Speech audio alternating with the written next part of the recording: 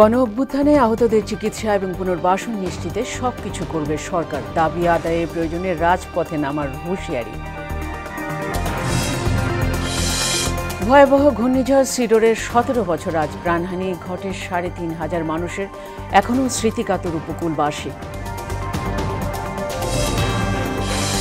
চলতি মৌসুমের আমন সংগ্রহ শুরু রোববার। ৯.৫ লাখ টন ধান চাল সংগ্রহের লক্ষ্যমাত্রা নির্ধারণ করেছে সরকার। এবং গাজীপুরে কালভার্টের কাজ বন্ধ থাকায় বিপাকে ২০ গ্রামের মানুষ। অচল বিকল্প রাস্তায় ঘটছে দুর্ঘটনা, দ্রুত কাজ শুরুর আশ্বাস। আসসালামু আলাইকুম, সবাইকে মোহনা সংবাদে স্বাগত। শুনছিলেন শিরোনাম, সঙ্গে আছি ফাতেমা রশিদ। এবার বিস্তারিত। আগামী ৫ কর্মদিবসের মধ্যে জুলাই আগস্ট গণ অভ্যুত্থানে আহতদের সুচিকিৎসা এবং পুনর্বাসন নিশ্চিতে রূপরেখা দেবে অন্তর্বর্তী সরকার, জানিয়েছেন সরকারের উপদেষ্টারা। তবে নির্ধারিত সময়ের মধ্যে দাবি আদায় না হলে আবারও রাজপথে নামার হুঁশিয়ারি দিয়েছেন আহতরা। শামীমুজ্জামান চৌধুরীর রিপোর্ট। গণ অভ্যুত্থানে আহতদের আন্দোলনের আগুন পঙ্গু হাসপাতাল ছাড়িয়ে পৌঁছে যায় সচিবালয়ে। বৃহস্পতিবার দুপুর ২টার কিছু সময় পর পূর্ব নির্ধারিত সূচি অনুযায়ী সচিবালয়ে স্বাস্থ্য মন্ত্রণালয়ে আসেন ঢাকার পঙ্গু হাসপাতাল ও চক্ষু বিজ্ঞান ইনস্টিটিউটে ভর্তি হওয়া আহতরা। এর বাইরে অন্যান্য হাসপাতালে চিকিৎসা নেওয়া আহতরাও চলে আসায় তাতে বাধা দেন আগের রাতের বিক্ষুব্ধরা। দুপক্ষ বাক বিতণ্ডায় জড়ালে তাদের শান্ত করতে সচিবালয়ে আসেন বৈষম্য বিরোধী ছাত্র আন্দোলনের আহ্বায়ক হাসনাত আবদুল্লাহ এবং জুলাই স্মৃতি ফাউন্ডেশনের সাধারণ সম্পাদক সার্জিস আলম। এ সময় আহতদের তোপের মুখে পড়তে হয় তাদের। এই দায়িত্ব যেন আমরা পূর্ণাঙ্গভাবে পালন করতে পারি, কারণ এই সরকারের যে দীর্ঘমেয়াদী আহতদের সাথে করছে, এটা কোনোভাবে মেনে নেওয়া হবে না। এরা এক ধরনের হতকারী। এইখানে নিজেদের মধ্যে এরকম ভাগ করার ক্যাটাগরি করার কিছু নেই। যে এক ফোঁটা রক্ত দিয়েছে উনি আমার এই যুদ্ধের যোদ্ধা। যেটা গুরুত্বপূর্ণ ভাই, যে কোনো একটা জায়গায় যদি আমরা কথা বলি ৫০ জন একসাথে কথা বলা টাফ। সবচেয়ে গুরুত্বপূর্ণ যে জিনিসটা হতে পারে যে আমরা আহত যোদ্ধা ভাইরা সবাই যারা এখানে আছি, প্রয়োজন হলে আপনারাই এখানে আগে নিজেরা বসবেন। এরপর নাহিদ ইসলাম, আসিফ মাহমুদ, মাহফুজ আলম সহ ৬ উপদেষ্টা আহতদের সঙ্গে দাবি দেওয়া নিয়ে বৈঠক করেন। তখনও চলে কয়েক দফা বাক বিতণ্ডা। কিছুতেই আশ্বস্ত করা যাচ্ছিল না আহতদের। সবশেষে জানানো হয় আগামী ৫ কর্মদিবসের মধ্যে আহতদের চিকিৎসার ব্যাপারে লিখিত আকারে প্রকাশ করা হবে। ধাপে ধাপে নেওয়া হবে দীর্ঘমেয়াদী পদক্ষেপ। আমৃত্যু এই অভ্যুত্থানের সকল আহত যোদ্ধাকে সম্মানের সঙ্গে তার সকল ধরনের চিকিৎসা, পুনর্বাসন এবং কর্মসংস্থানের ব্যবস্থা করা হবে। প্রতিটি আহত যোদ্ধার একটি ইউনিক আইডি কার্ড থাকবে, যেটি ওনার কার্ড তৈরি হওয়ার পর থেকে সকল ধরনের সুবিধা প্রাপ্তি নিশ্চিত করবে। এখনো আহতরা বেডে পড়ে আছে, এখনো শহীদ পরিবাররা হচ্ছে তাদের আজকে পর্যন্ত শহীদ হচ্ছে। তো এরকম সময় যখন আমাদের পুরো জাতীয় পরিসরে আলাপ আলোচনা থাকা উচিত ছিল এই শহীদ পরিবার, এই আহতদের নিয়ে, সেই জায়গায় দেখা যাচ্ছে যে শুধু সরকারের উপর সবাই দায় চাপিয়ে বাকিরা নির্বাচন অমুক তমুক অনেক কিছু বলার চেষ্টা করছে। যদিও উপদেষ্টাদের আশ্বাসে আশ্বস্ত হতে পারছেন না বেশিরভাগ আহতরা। শামীমুজ্জামান চৌধুরী, মোহনা সংবাদ, ঢাকা। প্রাকৃতিক দুর্যোগের ভয়াল স্মৃতি বিজড়িত ১৫ নভেম্বর ২০০৭ সালে স্মরণকালের ভয়ঙ্কর ঘূর্ণিঝড় সিডোর তাণ্ডবে মৃত্যু উপত্যকায় পরিণত হয় দক্ষিণাঞ্চলের ৩০ জেলা ২ শতাধিক উপজেলা। বিধ্বস্ত হয় ৬ লাখ বসতবাড়ি, ফসলের ক্ষেত। সেই সাথে বিশেষ ঝড়ে বাগেরহাট, বরগুনা, পটুয়াখালী, ঝালকাঠি জেলার ৩৫০০-এর বেশি মানুষ নিহত হন। ব্যাপক ক্ষয়ক্ষতি হয় বনভূমি আর গবাদি পশুর। সেদিনের সেই দুঃসহ স্মৃতি আজও উপকূলবাসীকে মনে করিয়ে দেয়। প্রতিনিধিদের তথ্যে ডেস্ক রিপোর্ট। উপকূলীয়দের স্মৃতিচারণে উঠে এসেছে সিডোরের ধ্বংসলীলার সেই চিত্র। ২০০৭ সালের ১৫ই নভেম্বর রাতভর চলে তাণ্ডব এবং জলোচ্ছ্বাসে উপকূলের কয়েক হাজার মানুষ মৃত্যুর কোলে ঢলে পড়ে। পুরো এলাকা হয়ে যায় লণ্ডভণ্ড। ভোরের আলো ফুটতেই চারিদিকে দেখা যায় শুধুই ধ্বংসলীলা। বারবার ঘূর্ণিঝড়ের কবল থেকে দেশের উপকূলকে রক্ষা করে সুন্দরবন, টেংরাগিরি, শুভসন্ধ্যা ও হরিণঘাটা সংরক্ষিত বনাঞ্চল। প্রতিটি ঘূর্ণিঝড়ে উপকূলের মানুষকে আগলে রাখতে ত্রাণকর্তা হিসেবে ভূমিকা রাখে এসব বনাঞ্চল। তবে প্রাকৃতিক দুর্যোগ ও বৃক্ষ নিধনের কারণে দিন দিন কমে আসছে এসব বনের আয়তন। এতে ঝুঁকি বাড়ছে উপকূলের বাসিন্দাদের। স্থানীয়রা বলছেন, বন রক্ষায় দ্রুত কার্যকরী পদক্ষেপের পাশাপাশি জলোচ্ছ্বাস থেকে বাঁচতে স্থায়ী বাঁধ নির্মাণ না করলে ঝড় জলোচ্ছ্বাসে বাড়বে প্রাণহানি। যদি এই বন ভেঙে যায় তাহলে আর আমাকে বাঁচার কোনো কায়দা নেই। মানববন্ধন যত আছে আমরা করি, কিন্তু করার মাথায় মুড়ো মাথায় এই বেরি বেতার হয় না। সেটার সময় তো এই ভাঙ্গ ছুটছে আমাকে পদ্মার ওই স্কুলটা ওই স্কুল মাঠে আমার গলামাল করে দিচ্ছে। মানুষ এখানে মানুষ ভাসছে, ওই আমাকে ধান খাতে মানুষ বহুত মানুষ পাওয়া গেছে ধান খাতে। সরকার একটু উদ্যোগ নিত, কিছু জিও ব্যাগ ফেলাই দিত। এই জিও ব্যাগ ফেলাই দিলে এই বনটা রক্ষা হইলে আমরাও একটু রক্ষা পাইতাম। কিন্তু আমি জানি এইখানে একটা টিকসই মজবুত একটা বেড়িবাঁধ হয়। উপকূল এবং উপকূলীয়বাসীদের রক্ষায় পর্যায়ক্রমে স্থায়ীভাবে বাঁধ নির্মাণের নানামুখী উদ্যোগের কথা জানালেন পানি উন্নয়ন বোর্ড। বন রক্ষার্থে একটা প্রস্তাবনা ইতিমধ্যে প্রেরণ করেছি। প্রস্তাবনা অনুমোদিত হলে কাজ বাস্তবায়ন করতে পারবো। আস্তে আস্তে বিভিন্ন প্রকল্পের মাধ্যমে আমাদের স্থায়ী বাঁধ, যেটাকে সিসি ব্লক দিয়ে করা হয়ে থাকে, সেটা বাস্তবায়ন করব। সিডরে পিরোজপুরের ৩৫৪ কিলোমিটার বেড়িবাঁধের অর্ধেকের বেশি ক্ষতিগ্রস্ত হয়েছিল। এত বছর পেরিয়ে গেলেও টেকসই বেড়িবাঁধ নির্মিত না হয় বাঁধ ভেঙে প্রায় জলোচ্ছ্বাস ও জোয়ারের পানিতে তলিয়ে ক্ষতির মুখে পড়ছে পিরোজপুরের কয়েক লাখ মানুষ। উপকূলীয়দের রক্ষায় স্থায়ী বাঁধ নির্মাণের পাশাপাশি সবুজ শিল্প বিপ্লব তথা বনায়ন এবং যথেচ্ছ বৃক্ষ নিধন রোধী হতে পারে ঘূর্ণিঝড় মোকাবেলায় উপকূলীয়বাসীদের ত্রাণকর্তা, এমন অভিমত সবার। আফরিন পপি, মোহনা সংবাদ। দর্শক, এ নিয়ে জানাতে পটুয়াখালী থেকে আমাদের সাথে যুক্ত হচ্ছেন সহকর্মী খোকন হাওলাদার। খোকন, সিডরের আঘাতে প্রাণহানি এবং ক্ষয়ক্ষতি নিয়ে কি বলছে স্থানীয় মানুষ?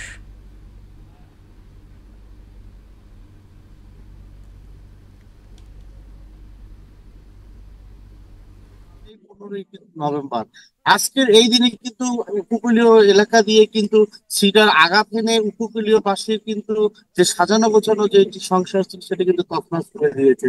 আপনাকে জানিয়ে রাখি যে পটুয়াখালী জেলায় কিন্তু এখনো সেই উপকূলে যে বেড়িবাঁধ গুলো যে ভেঙে গিয়েছিল, সেই বেড়িবাঁধ গুলো কিন্তু এখনো অনেক অবস্থায় রয়েছে। আপনাকে দেখাচ্ছি, আমি এই মুহূর্তে দাঁড়িয়েছি পটুয়াখালী পায়রাগঞ্জ এলাকায়। আপনাকে দেখাচ্ছি যে এই যে ভেরিবেটি কিন্তু সেই সিডরের সময় যে ক্ষতিগ্রস্ত হয়েছিল সেই অবস্থায় কিন্তু এখনো রয়ে গেছে। পটুয়াখালী জেলায় এখনো 10 কিলোমিটার ভেরিবাঁধ কিন্তু অরক্ষিত অবস্থায় রয়ে গেছে। সেই সকল ভেরিবাঁধ গুলো কিন্তু এই যে কিছুদিন পর পর যে ঘূর্ণিঝড় হয়, সেই ঘূর্ণিঝড়ে কিন্তু এই সব এলাকায় কিন্তু পানি ঢুকে এলাকা প্লাবিত করে, যার ফলে কিন্তু কৃষকের যে মাঠের শস্য এবং ধানের ক্ষেত শুরু করে যে মাছের যে ঘের, সেগুলো কিন্তু তলিয়ে যায়। আপনাকে জানিয়ে রাখি যে এই ঘূর্ণিঝড় কিন্তু এখনো অনেকে ক্ষত হয়ে বেড়াচ্ছেন। অনেকে কিন্তু এই ঘূর্ণিঝড় সিডরের কারণে তাদের পশু পাখি যে আছেন সেগুলো হারিয়েছেন।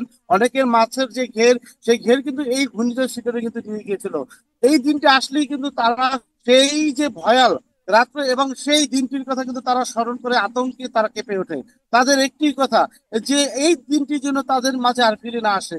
তারা সেই ভয়াল সেই দিনটি তারা ভুলে যেতে চাচ্ছেন। আমরা এখানে স্থানীয়দের সাথে কথা বলেছি, তারা আমাদেরকে জানিয়েছেন যে তারা কিন্তু বাদ চান না, তারা তারা তারা ত্রাণ চাচ্ছে না, তারা চাচ্ছেন ভেরিবাঁধ। তাদের একটি টেকসই ভেরিবাঁধ যদি তাদেরকে দেওয়া হয় তাহলে কিন্তু তাদের এই যে তাদের বাড়িঘর কিন্তু অরক্ষিত থাকবে। তো পটুয়াখালী থেকে এই ছিল ঘূর্ণিঝড় সিডর নিয়ে আমার কাছে পরবর্তী সর্বশেষ সংবাদ। ফাতিমা। খোকন, আপনাকে ধন্যবাদ। রোববার থেকে শুরু হবে চলতি মৌসুমের আমন সংগ্রহ অভিযান। চাল আমদানির পাশাপাশি নতুন আমন বাজারে এলে চালের দাম কমবে বলে আশা জানালেন খাদ্য উপদেষ্টা আলী ইমাম মজুমদার।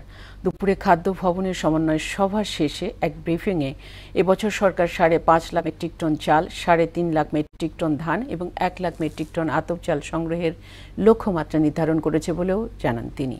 আরও জানাচ্ছেন উষা ফেরদৌস। চলতি আমন মৌসুমে ধান চাল সংগ্রহ মূল্য নির্ধারণ করেছে সরকার। ৩.৫ লাখ টন ধান, ৫.৫ লাখ টন সেদ্ধ চাল ও ১ লাখ টন আতপ চাল সংগ্রহ করা হবে। প্রতি কেজি ধান ৩৩, সেদ্ধ চাল ৪৭ এবং আতপ চাল ৪৬ টাকা দাম নির্ধারণ করা হয়েছে।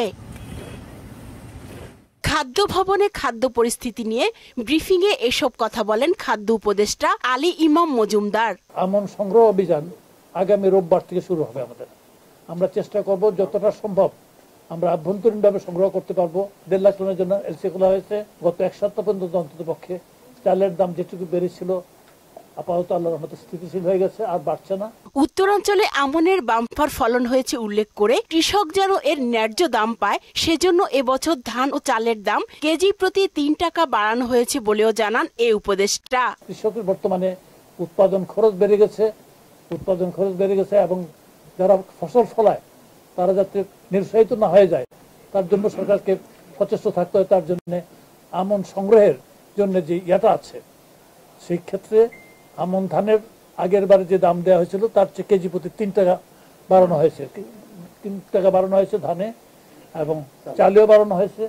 তো সেই ক্ষেত্রে তো আমরা আশা করছি যে আমরা রিজনেবল পরিমাণ ধান চাল সংগ্রহ করতে পারবো। এদিকে বৌদ্ধদের প্রবারণা পূর্ণিমা উপলক্ষে আয়োজিত কঠিন চিবরদান অনুষ্ঠানে যোগ দেন ভূমি এবং বেসরকারি বিমান পরিবহন ও পর্যটন উপদেষ্টা এএফ হাসান আরিফ। এ সময় তিনি বলেন, আন্তর্জাতিক মানের একটি অতীশ দীপঙ্কর বিশ্ববিদ্যালয় ও কমপ্লেক্স স্থাপনের সব ধরনের সহযোগিতা করবে সরকার। বিশ্ববিদ্যালয় হয়েছে, আজও আলাপ হয়েছে যে এটিকে আগিয়ে নিয়ে যায় কিভাবে এবং তার জন্মস্থানে কিভাবে এই কমপ্লেক্স আরম্ভ করা যায়, শুরু করা যায়। একটি প্রতিষ্ঠান গড়ে তোলার ব্যাপারে আমরা সব ধরনের সহযোগিতা দেওয়া হবে। উষা ফেরদৌস, মোহনা সংবাদ, ঢাকা। গাজীপুরের কালিয়াকৈরে নির্মাণাধীন কালভার্টের কাজ বন্ধ থাকায় বিপাকে পড়েছে ২০ গ্রামের হাজারো মানুষ। চলাচল অনুপযোগী বিকল্প রাস্তা ব্যবহার করায় প্রতিনিয়ত ঘটছে দুর্ঘটনা। দ্রুতই কাজ শুরু করার কথা জানিয়েছেন উপজেলা প্রকৌশলী অফিসার। আলহাজ হোসেনের প্রতিবেদন, জানাচ্ছেন বুশরাত জাহান। কালিয়াকৈর উপজেলার ডুবাইলের ধানতারায় ২০২২ সালে ২ কোটি ১০ লক্ষ টাকা ব্যয়ে কালভার্টের নির্মাণ কাজ শুরু হয়, কিন্তু হঠাৎ করেই অজ্ঞাত কারণে ২০২৩ সালে কাজ বন্ধ করে দেয় ঠিকাদারি প্রতিষ্ঠান। ভাঙ্গুড়ি এলাকায় ১৩.৫০ মিটার রাস্তার কাজ এখনো অসমাপ্ত। প্রায় ১ বছর যাবৎ কাজ বন্ধ থাকায় দুর্ভোগে পড়েছে এ পথে চলাচলকারী ২০ গ্রামের হাজার হাজার মানুষ। হাজারো মানুষের যাতায়াতের কষ্ট লাঘবে দ্রুত কালভার্টটি তৈরি করতে সরকারের কাছে দাবি জানান এলাকাবাসীরা। ব্রিজটা প্রায় ১ বছর যাবৎ এভাবে পড়ে রয়েছে, মানে কোনো কাজকর্ম করতেছে না। বাচ্চাদের স্কুল নিয়ে যাওয়া হয়েছে, অনেক কষ্ট করে আমরা গেছি, কোনো হয় না। এখন তাড়াতাড়ি আমার কাজ শেষ করে দেন। এই ব্রিজে মনে করেন যে ভাঙার পরে গেছে, আর তো কোনো খোঁজ খবরই নাই। মানুষের চলাচল অসুবিধা, 2টা গাড়ি একসাথে যাইতে পারে না। এখন এই কাজটা তাড়াতাড়ি হয়ে গেলে আমাদের সুযোগ সুবিধা ভালো হবে। যেমন ধরেন এক গাড়ি আসলে আর এই জায়গায় দাঁড়িয়ে থাকার লাগে। ইতিমধ্যে দ্রুত কালভার্টটির কাজ পুনরায় শুরু করতে ঠিকাদারি প্রতিষ্ঠানকে জানানো হয়েছে বলে জানালেন উপজেলা প্রকৌশলী অফিসার। পানি থাকার দরুন আমরা ধরতে পারছি, পানি কমলে আমরা যথাশীঘ্র ওটা শেষ করে দেব এবং লোকজনের ভোগান্তি আমরা কমাতে পারব। খুব দ্রুত কালভার্টের অসম্পূর্ণ কাজ সম্পূর্ণ হওয়ার মধ্য দিয়ে হাজারো মানুষের যাতায়াতের কষ্ট দূর হবে এমন প্রত্যাশা স্থানীয়দের। বুশরাত জাহান, মোহনা সংবাদ। রংপুর শিল্পকলা একাডেমিতে বাংলাদেশ জাতীয়তাবাদী দল রংপুর মহানগর ও জেলা কমিটির আয়োজনে ৭ নভেম্বর বিপ্লব ও সংহতি দিবস শীর্ষক আলোচনা সভা অনুষ্ঠিত হয়েছে। অনুষ্ঠানের প্রধান অতিথি ছিলেন বিএনপির স্থায়ী কমিটির সদস্য ডক্টর এজেডএম জাহিদ হোসেন। অন্যদিকে লালমনিরহাটের শহীদ জিয়া স্মৃতি ফুটবল টুর্নামেন্ট অনুষ্ঠিত হয়েছে। এতে সভাপতিত্ব করেন জেলা বিএনপির সভাপতি ও টুর্নামেন্টের আহ্বায়ক আসাদুল হাবিব তুলু। বৈষম্য বিরোধী গণতান্ত্রিক রাষ্ট্র বিনির্মাণে ৩১ দফা সংস্কার প্রস্তাব বাস্তবায়নে জনমত গঠনের লক্ষ্যে নওগাঁয় মান্দায় বিএনপির উদ্যোগে গণসংযোগ এবং পথসভা অনুষ্ঠিত হয়েছে। এ সময় প্রধান অতিথি ছিলেন উপজেলা বিএনপির সাবেক সাধারণ সম্পাদক ডক্টর ইকরামুল বারী টিপু। শেষ করব মোহনার সংবাদ, যাওয়ার আগে শিরোনামগুলো।